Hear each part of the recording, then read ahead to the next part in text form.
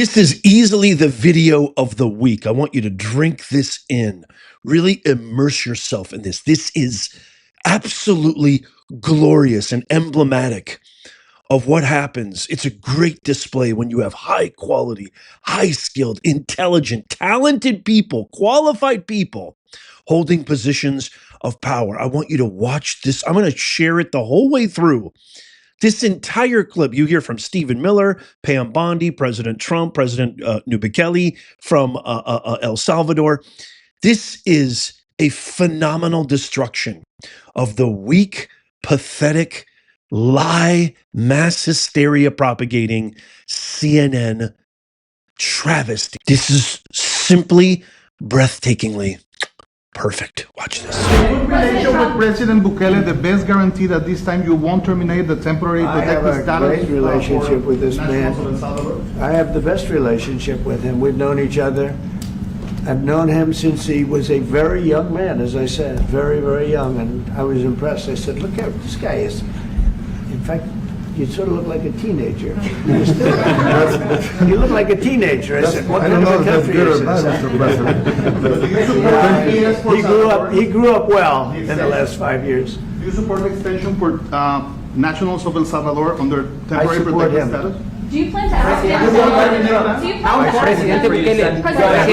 Let's hear the question from this very low-rated anchor at CB. Thank you, President. Do you plan to ask President Bukele to help return the man who your administration says was mistakenly deported? The man who was mistakenly deported to El Salvador? Well, let me ask Pam, would you answer that question? Sure, President. First and foremost, he was illegally in our country. He had been illegally in our country. And in 2019, two courts, an immigration court and an appellate immigration court, ruled that he was a member of MS-13 and he was illegally in our country. Right now, it was additional paperwork had needed to be done. That's up to El Salvador if they want to return him. That's not up to us. The Supreme Court ruled, President, that if, as El Salvador wants to return him, this is international matters, foreign affairs, if they wanted to return him, we would facilitate it, meaning provide a plane.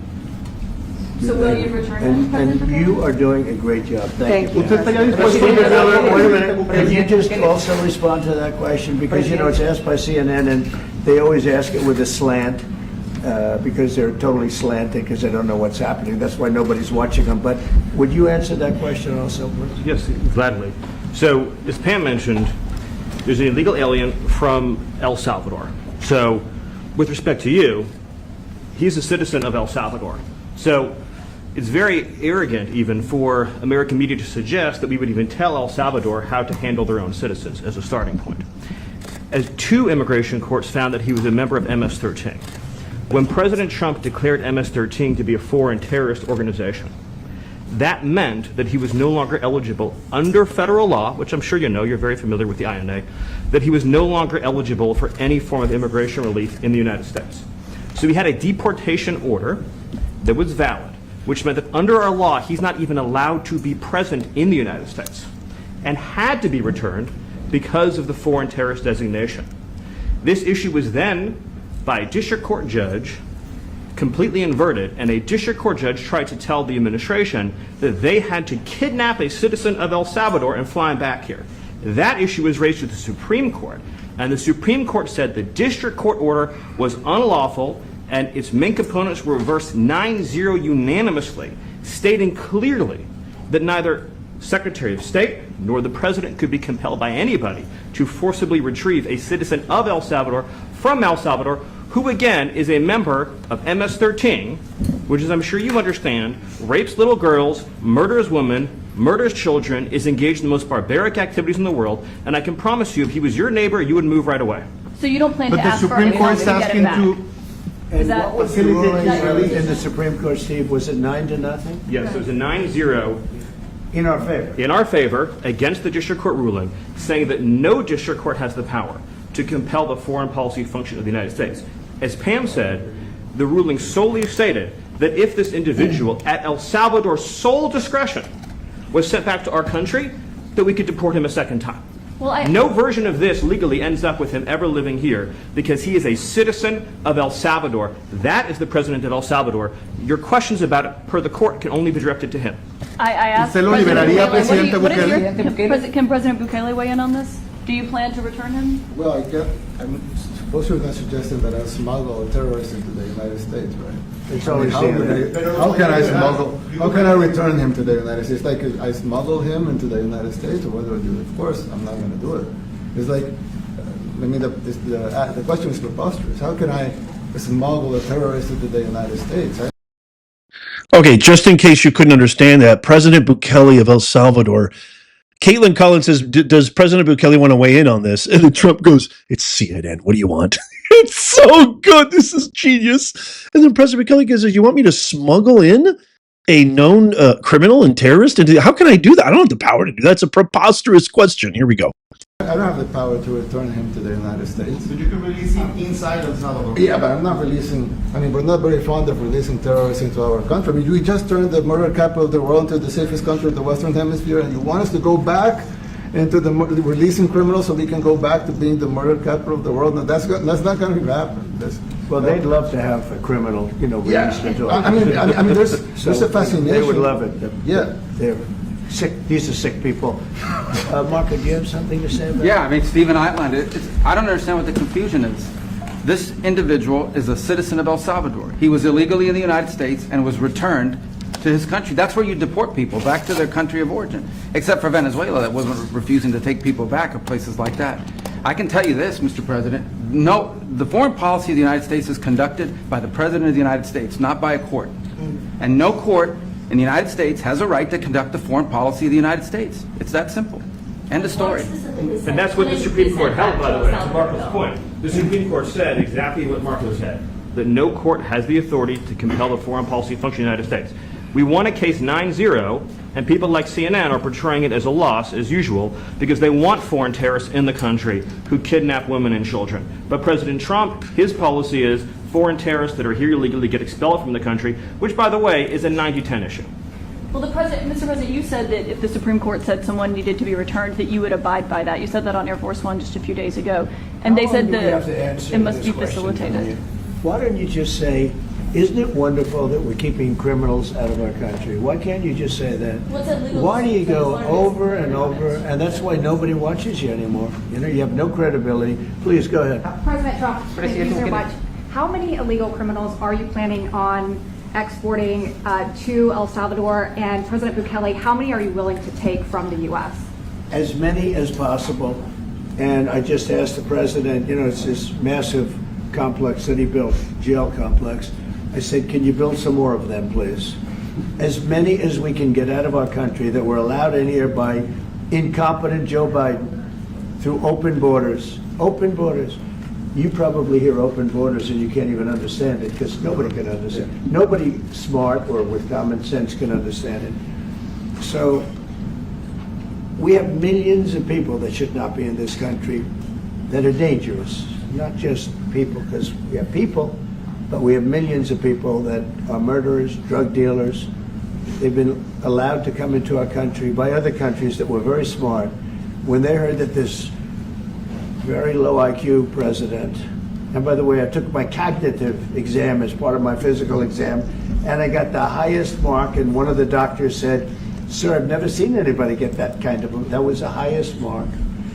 I hope you're happy with that, although they haven't been bugging me too much to take a cognitive, but I did do my physical and it was released. I hope you're all happy with it. I notice there's no question, so probably you are.